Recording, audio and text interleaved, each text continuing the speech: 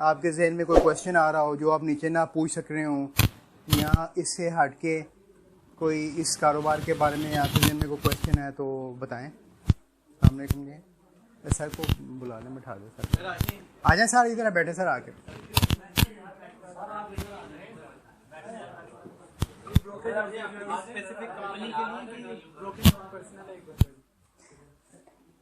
Brokerage house मैं समझा नहीं आपकी बात। हाँ देखो, रूम जो ब्रोकरेज का लाइसेंस जिसने लिया हो ना, वो रूम उसका कंसर्न नहीं है। वो रेंट पे भी रूम ले सकता है, वो बिल्डिंग से बाहर भी ले, ब्रांचें भी खोल सकता है रेंट पे लेके मुख्तलिफ शहरों में। तो ये मेजर कंसर्न नहीं है। मेजर कंसर्न ये है कि जो एक सिंगल बंदा ब्रोकरेज हाउस नहीं खोल सकता, उसको कंपनी बनाना पड़ेगी। पहले होता था कि जैसे आपके पास है ना, आपके पास पैसे हैं ठीक ठाक, आप कहते हैं मैं यहाँ ब्रोकरेज का काम करता हूँ, आपने ब्रोकरेज का काम शुरू कर दिया, ठीक है, सिंगल बंदे ने। लेकिन कुछ सालों से उन्होंने कहा कि एक जो ब्रोकरेज हाउस है ना, वो कॉरपोरेट होना चाहिए, यानी कि एक कंपनी बना के फिर ही काम शुरू कर सकता है बंदा। तो ये पाबंदी लगा दी हुई है कि कॉरपोरेट होनी चाहिए। प्राइवेट ये आपकी मर्ज़ी है, आपके पास पैसे ज़्यादा हैं, बड़ी कंपनी बना लें, पैसे कम हैं तो हाँ, वो नहीं, कोई नहीं है, वो डिपेंड करता है आपके पास कैपिटल कितना है। ज़्यादा कैपिटल पब्लिक में चले जाएँ। ऐसे ब्रोकर भी हैं जो, ये डिपेंड करता है आपके पैसे में। और क्वेश्चन कोई? बोलें। हाँ बिल्कुल, टेक्निकल एनालिसिस होता क्या है?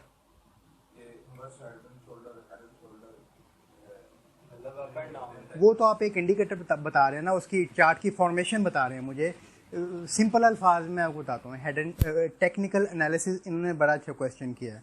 आप कौन सा सब्जेक्ट पढ़ रहे हैं? मैं शॉर्टली ना, क्योंकि टाइम कम होता है तो मैं चाहता हूँ कि ज़्यादा मैक्सिमम क्वेश्चन आए ताकि शॉर्टली उनको एड्रेस करता हूँ। मतलब क्या है? BCom,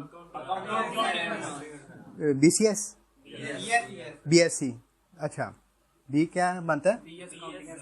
BS, अच्छा ठीक है। तो आपने स्टैट भी पढ़ी होगी, ठीक है ना? तो इसमें ये होता है, टेक्निकल एनालिसिस में ये होता है सिंपल, क्योंकि कई लोगों को समझ में नहीं आती ये बात, जो इसके साथ यूज टू नहीं है। हम ना हिस्टोरिकल डेटा लेते हैं, ठीक है ना?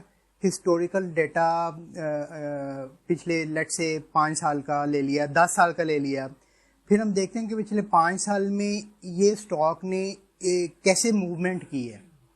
उस मूवमेंट को जो ना अपनी जो स्टैटिस्टिकल टूल्स हैं या उसके अलावा हट के चार्ट की फॉर्मेशंस हैं, वो अप्लाई करते हैं उसके ऊपर। लीनियर रिग्रेशन जैसे स्टैट में पढ़ा होगा, स्टैंडर्ड एरर पढ़ा होगा, और कई हैं, बेशुमार टूल्स हैं। तो मूविंग एवरेज कन्वर्जेंस, डाइवर्जेंस है, बड़ा मशहूर है। तो ये आप ना लगा के ना उसको देखते हैं कि अगर आज से लेट से पिछले रमज़ान में जो है ना इसकी मूवमेंट जो है ना लोगों ने ख़रीदारी कम कर दी थी, तो इट मीन्स के इस रमज़ान में भी ना ख़रीदारी लोग कम कर देंगे। जो टेक्निकल एनालिसिस होता है वो इस बात की गारंटी नहीं होती कि पिछले रमज़ान में ये हुआ तो इस रमज़ान में भी ये होगा। वो एक आपको एक ना यूं कह लें कि एक एनालिसिस करने में ना एक बहुत हेल्पफुल आपका टूल है, बशर्ते कि आपको सही एनालिसिस करना आता हो।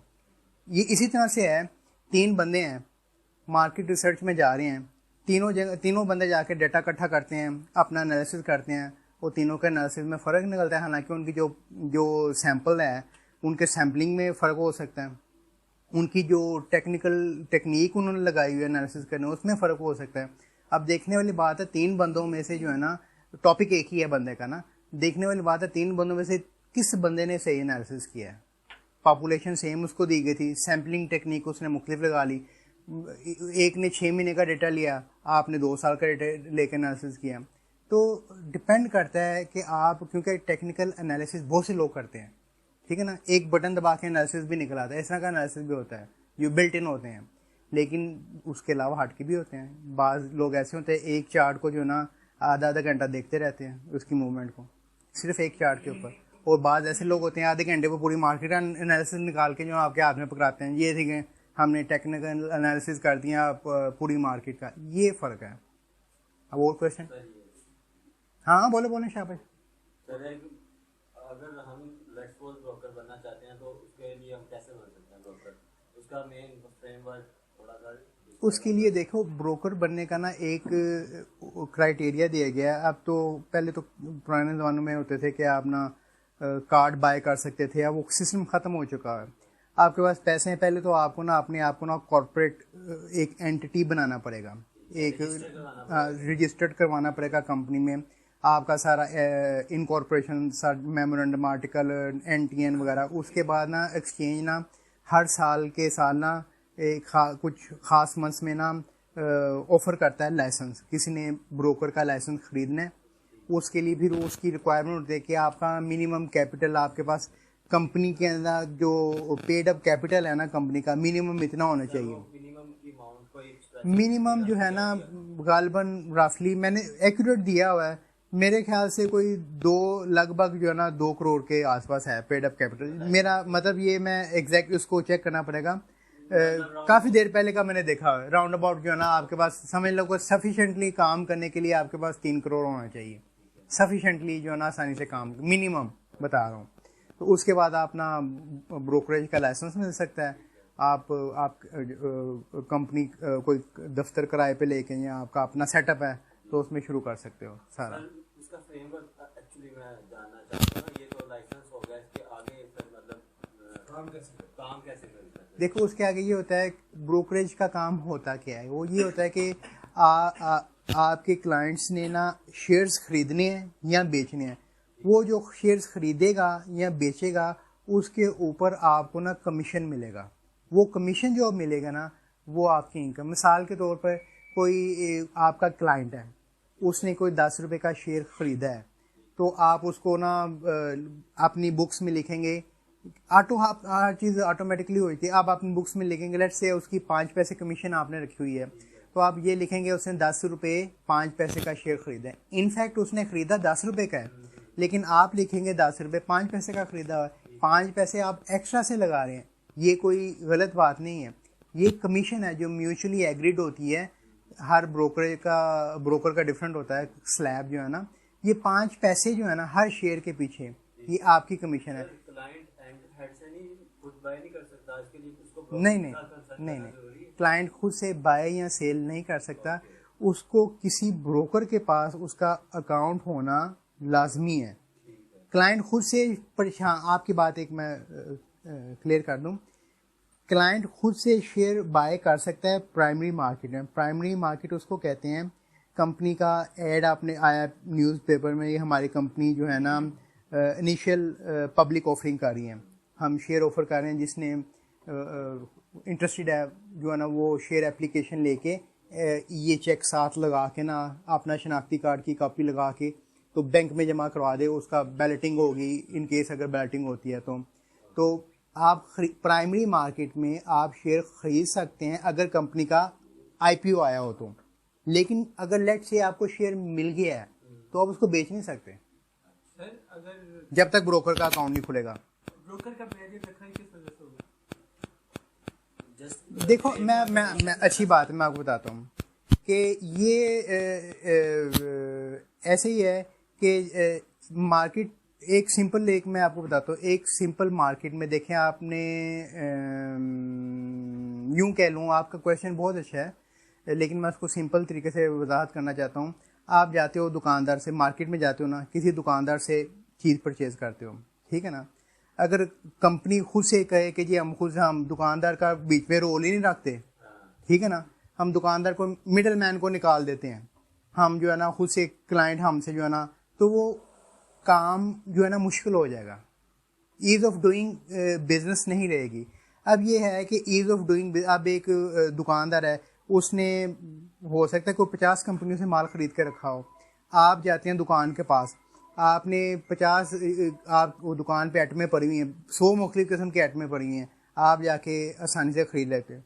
अगर लेट से दुकानदार ना हो बीच में, तो वो 100 कंपनियाँ जो चीज़ें बेचनी है, 100 कंपनियाँ अपने 100 बंदे खड़े करेंगी, हर कंपनी अपने एक बंदा खड़े करेगी। मैं जाता हूँ जी ये चीज़ लेनी है, उस बंदे के पास जाऊँ, उस बंदे के जाऊँ, मेरी सरदर्द है कि नहीं है? उनकी भी सर दर्द है।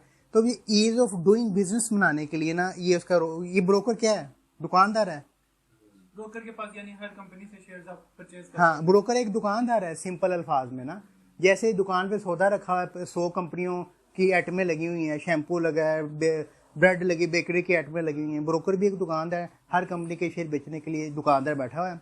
सर बोले प्रॉफिट हो या लॉस हो उसमें अपना कमीशन इंसेंटिव अंदर रखना है। प्रॉफिट हो या लॉस हो ये ब्रोकर का कंसर्न नहीं है, ये क्लाइंट की हेडेक है। जी सॉरी, लेवरेज आप कर सकते हैं, लेकिन हम लेवरेज, मैं सिंपल आपकी बात अच्छी है, मैं सिंपल आपको बता देता हूँ कि ये क्या बात कर रहे हैं भाई। बात ये कर रहे हैं कि आपके पास ना है 30 रुपये है, सिंपल अल्फाज में बता रहा हूँ ताकि इजी टू अंडरस्टैंड हो, ठीक है ना। आपके पास हैं 30 रुपये, ठीक है। आप जो है ना चाहते हो कि मुझे 100 रुपये की चीज़ मिल जाए, किसी दुकान पे जाते हो, कोई देगा आपको? कभी भी नहीं देगा ना। वो कहेगा यार 30 रुपये, अच्छा कहते हैं जी आप पुराने क्लाइंट हो हमारे, तो उसने खाता रखा होता है हर दुकानदार ने। वो कहेगा जी आपने 30 रुपये दिए हैं मुझे, तो मैंने लिख लिया सौदा, 70 रुपये बकाया आपकी तरफ रहते हैं मेरे, लिख लेंगे ना। बिल्कुल अब इसको अप्लाई करते हैं ब्रोकर हाउस पे। अगर आप पुराने क्लाइंट हो, हर किसी को उधार नहीं मिलता। अगर आप पुराने क्लाइंट हो, आपका जो है ना अच्छा बिजनेस क्लाइंट ब्रोकर के साथ आपकी नो हाउ अच्छे हैं, तो आपको लीवरेज की इजाज़त दे सकता है। आप 30 रुपये दे के 100 रुपये की चीज़ खरीद सकते हो, लेकिन उसके ऊपर कंडीशन है। अगर आप जो कंडीशन ये है कि डे एंड पे जो लॉस होगा, आपने एक शेयर खरीदा 100 रुपये का, डे एंड पे हो जाता है 90 रुपये का, यानी कि 10 रुपये का डिफरेंस है ना, वो आपको चार्ज होगा। इसी तरह से अगर 100 रुपये का आपने खरीदा शेयर, 110 का हो तो 10 रुपये का जो प्रॉफिट है ना, वो फ़ायदा भी आपको चार्ज होगा, मतलब आपके अकाउंट में क्रेडिट हो जाएगा। इसको कहते हैं मार्क टू मार्केट, इसको कहते हैं। किसको? देखो, ब्रोकर को बेनिफिट ये है कि उसकी कमीशन जनरेट होती है, क्लाइंट को बेनिफिट ये है कि उसके पास पैसे कम है, उसे लग रहा है कि जी मार्केट बहुत अच्छी हो जानी है, तो जो है ना लेट्स से कि एक क्लाइंट है, सिंपल बंदा, दुकानदार की मिसाल लेता हूँ, मुझे लग रहा है कि जी मैं 30 रुपये का दे के पैसे ये चीज़ खरीद लेता हूँ 100 रुपये की, मुझे यूँ लग रहा है कि कल रेट बढ़ने वाले हैं। लेट्स से ब्रेड मैं खरीदता हूँ 105 रुपये की, मुझे लग रहा है कल 115 रुपये की होने लगी है, तो ब्रेड 115 रुपये की हो जाएगी छोटी ब्रेड, तो मैं 30 रुपये दे के कहता हूँ यार मेरे पास 30 रुपये दे दो, तो ये 100 रुपये की आज मुझे दे दो। कल मैं जाऊँगा, नया सप्लाई आएगी, और वही जो मैंने 100 की खरीदी होगी 130 की, अगर मैं दूसरे दिन खरीदता मुझे 115 की मिलनी थी। फ़र्क समझ आया आपको? ब्रोकर के पास जो शेयर्स होते हैं वो रेडी परचेज होते हैं, क्लाइंट के आने पे वो परचेज करता है कंपनी से? नहीं, ब्रोकर के साथ पास जो शेयर्स होते हैं वो ऑलरेडी, आपने क्वेश्चन आपने अच्छा किया है। ब्रोकर वो एक ना आपका एक किस्म का ब्रोकर ना आपका एजेंट है, वो आपको एक ना मार्केट प्लेस जो है ना प्रोवाइड कर रहा है। आप मार्केट में शेयर खुद से खरीदेंगे, आपने ऑर्डर लगाया बाय का, सामने कोई बंदा बैठा हुआ है किसी और हाउस में, वो सेल का ऑर्डर लगाएगा और आप दोनों के ऑर्डर्स मैच हो जाएंगे। यानी आप कहते हो मुझे 11 रुपये पे सौदा मिले, कोई बंदा कह रहा है कि नहीं भाई मैंने तो 11 रुपये 50 पैसे का बेचना है, तो आप कह रहे हो 11 रुपये का मिले, वो कह रहा है मुझे 11 रुपये 50 का बेचना है, तो आपका ऑर्डर मैच नहीं होगा। ऑर्डर बाय और सेल उसी वक्त आपकी तरफ से बाय और दूसरी पार्टी की तरफ से सेल उसी वक्त होगा जब दोनों की प्राइस एग्रीड हो जाएगी, फिर वो कंफर्म हो जाएगा, ट्रांसफर हो जाएंगे रेट पे।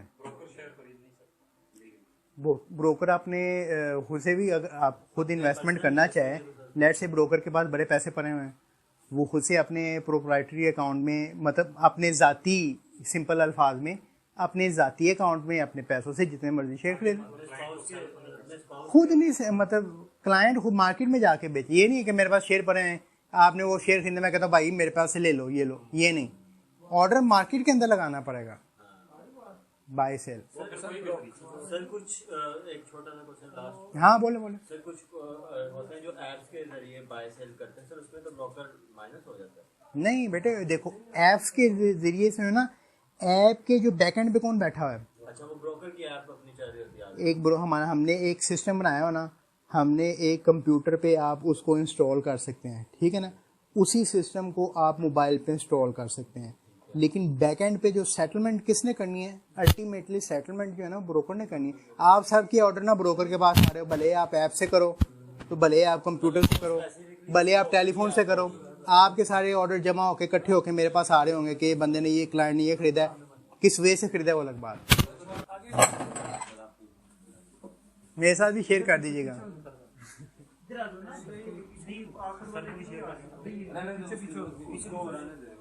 पीछे आ जाओ यार सारे, थोड़ा पीछे हो ना।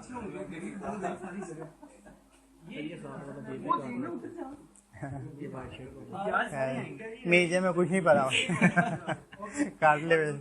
ठीक है, ओके ओके।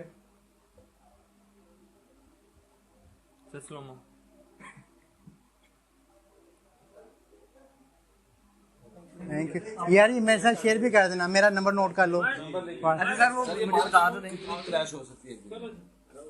एक दिन में जो है ना सर्किट ब्रेकर लगाए हुए हैं, उस सर्किट ब्रेकर को हिट कर जाना तो उसके बाद ना हॉल्ट हो जाता है सिस्टम जो है ना, 1 घंटे के लिए ना वो उसको ना म्यूट कर देते हैं सिस्टम को ना, फिर 1 घंटे के बाद जो है ना मार्जिन वगैरह इकट्ठे करते हैं क्लाइंटों से, फिर 1 घंटे के बाद क्लाइंट अपने सेल कर सकता है। नहीं, पॉज का मतलब ये है कि पॉज हो गया, काम ब्रेक लग गई, 1 घंटे में आप कुछ भी नहीं कर सकते, ना बाय कर सकते हैं या ना सेल कर सकते हैं। और उस तरह जो ये है कि जो कंपनी ने क्लाइंटों से जो मार्जिन इकट्ठा करना है ना, उसके लिए कूलिंग पीरियड देते हैं कि मतलब आपकी पोजीशन रिकवर करने का मौका देते हैं उसको। फिर पहले अगर हम उसके अंदर 1 मिलियन इन्वेस्ट कर दें कर सकते हैं, कर सकते हैं कामरान।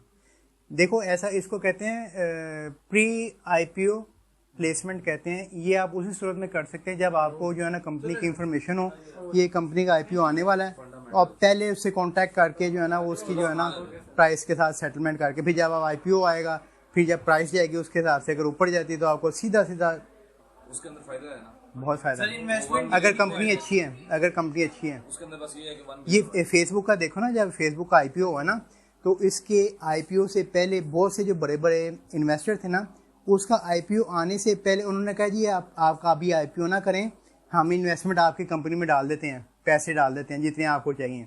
बड़ी बड़ी कंपनियों ने इन्वेस्टमेंट कर दी, वो साल बाद उसका आईपीओ लेट गया, और जब उसका आईपीओ है सीधा सीधा जो है ना वो उसको गेन हुआ ज़बरदस्त किस्म का, क्योंकि उनको पता था ये शेयर अच्छा है, अर्निंग ग्रोथ है, अच्छी कंपनियों के लिए होता है। सर इन्वेस्टमेंट कितनी रिक्वायर्ड होती है अगर शेयर्स खरीदने हो? हमारे यार आप ना इनकम भी है, आप 10 सोर्स ऑफ इनकम आप जो है ना अपने वाले साहब को शो करेंगे अगर आप वर्किंग नहीं कर रहे तो, ठीक है, तो वो केवाईसी होती है। आप कहते हैं मेरे मैं कहता हूँ ये आपके पास पैसे कहाँ से आए, ये बहुत बड़ी रिक्वायरमेंट है, ठीक है, इसके बगैर अकाउंट नहीं खुलेंगे। तो वो मैं कहूँगा जी, आप कहेंगे जी मेरे वाला साहब से जो है ना, मैं कहूँगा जी वाला साहब क्या काम करते हैं, ये पूरी क्वेश्चन आंसरिंग होती है सारी। आप कहेंगे जी वो जॉब करते हैं, मैं ऐसे कहूँगा सैलरी स्लिप ले आओ, आप कहते हैं जॉब नहीं करते तो क्या करते हैं, बिजनेस करते हैं, वो कहूँ बिजनेस का प्रूफ ले आओ।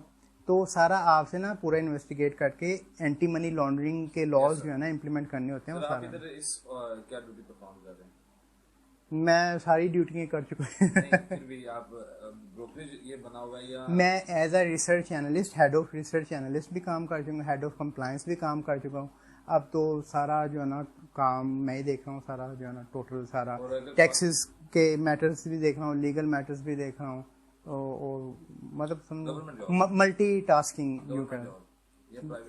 नहीं ये प्राइवेट है, गवर्नमेंट जॉब नहीं है, प्राइवेट। स्टॉक एक्सचेंज में गवर्नमेंट जॉब नहीं, स्टॉक एक्सचेंज के अंदर गवर्नमेंट की जॉब नहीं मिल सकती। आप ये कह सकते हैं कि स्टॉक एक्सचेंज के अंदर आपको उन अदारों में जॉब मिल जाए जो स्टॉक एक्सचेंज के साथ जो है ना लिंक्ड अप हैं। लेट्स से ये मैं आपको मिसाल देता हूँ, एक तो अदारा पाकिस्तान स्टॉक एक्सचेंज का अदारा है, स्टॉक एक्सचेंज का अदारा है, दूसरा अदारा नेशनल क्लियरिंग का है, तीसरा सेंट्रल डिपॉजिटरी कंपनी का अदारा है। ये कंपनी जिनके थ्रू होके जाती है सेटलमेंट सारी। मैं इसलिए कह रहा हूँ कि ये बंदा साथ लिंक रहे, बंदे को थोड़ा सा नॉलेज है। नहीं, मैं आपको बताऊँ कि यहाँ जॉब की सूरत हाल बहुत अबतर है। इनमें अगर आपको ब्रोकर्स के पास आसानी से जॉब मिल सकती है उस सूरत में अगर आपके पास कुछ क्लाइंट्स हो, तो आप कहेंगे मेरे पास 10-15 क्लाइंट हैं और आ जाएंगे जब मैं काम करूँगा, तो फिर आपको ना आपसे ले लेंगे ब्रोकर। आपको एज अ ट्रेडर जो है ना हायर किया जा सकता है अगर आपके पास 10-15 क्लाइंट हो एटलीस्ट, और काम भी अच्छा करने वाले हों, लेकिन इन इदारों के पास जॉब, क्योंकि इनका जो है ना जितना भी ह्यूमन रिसोर्स है ना वो सारा पूरा हो चुका हुआ है। पुराने बंदे बैठे हुए हैं, सब के बंदे पूरे पूरे बंदे करके बैठे हुए हैं। उनके पास जॉब करने की हमारे तो आप देख लें जी, हमारे पिछले 10 सालों से कोई नया बंदा आया, आप खुद ही देख के बता दें। ये बात भी सही है। वजह वाला क्या है, चीज़ें ना ऑटोमेट हो रही हैं, टेक्नोलॉजी का दौर आया है। एक काम को जो बंदे पहले 100 बंदे कर रहे थे, वही काम 100 बंदों का काम ना 4-5 बंदे कंप्यूटर आगे रखा हुआ है, सारे काम वो कर रहे हैं। ये जो आप सेटलमेंट ये वो फिज़िकल शेयर आते थे, ये चीज़ें ख़त्म हो गई हैं। बहुत काम था, बड़े बड़े बंदे चाहिए होते थे हॉल में, आउट क्राई वो आवाज़ लगा रहे होते, ये वो ख़त्म हो गई हैं। टेक्नोलॉजी आप आगे आगे जाओ, क्या होता जाएगा? जहाँ बंदे 10 बंदे काम करने कहेंगे जी एक बंदा आएगा, ऑटोमेट हो गई सारी चीज़ें। हाँ जी ब्रोकर, मैं सर इन्वेस्टमेंट और सब कुछ हो गया, डॉक्यूमेंट्स भी क्लियर हो गए, फादर का सैलरी बाकी, तो फिर सर कितने से स्टार्ट करते हैं? क्या 10 से स्टार्ट कर लो, लेकिन आप हर ब्रोकर का ना इनिशियल जो अकाउंट ओपनिंग का ना क्राइटेरिया डिफरेंट होता है, इस हवाले से कि वो कोई ब्रोकर्स कहते हैं जी आप ना कम से कम ना लाख रुपया हमारे पास ना डिपॉजिट करें, वो लाख आपका ही है, भले आप अकाउंट ओपन करने के बाद वापस ले लो। कोई कहते हैं जी हमारे पास 30,000 से अकाउंट ओपन कर लें, कोई कहते हैं जी 10,000 से। हमारी रिक्वायरमेंट जो है ना, हम सिंपल, हम ज़्यादा 40-50 हज़ार ज़्यादा नहीं है रिक्वायरमेंट, 40-50 हज़ार से अकाउंट ओपन करते हैं। तो हम तो ऐसे ट्रेडिंग ओनली में चले गए हैं ना, तो एक वो आपको खैर इस कॉन्सेप्ट का नहीं पता, तो सर हम आपका चैनल भी फॉलो करेंगे, क्वेश्चन कोई हुआ ना। हाँ श्योर, अगर आपको कोई एकेडमिक्स के हवाले से कोई सलाह मशवरा भी करना हो इस हवाले से, अगर स्टॉक के हवाले से रिलेटेड है, तो आप मुझे व्हाट्सएप भी कर सकते हो। तो मुझे पिक्चर भेज देना जो उतारी है, ये भेज देंगे। ठीक है? ठीक है जी, ठीक है, यस सर। ओके जी, थैंक यू, ठीक है, thank you so much sir, nice to meet you. Thank you.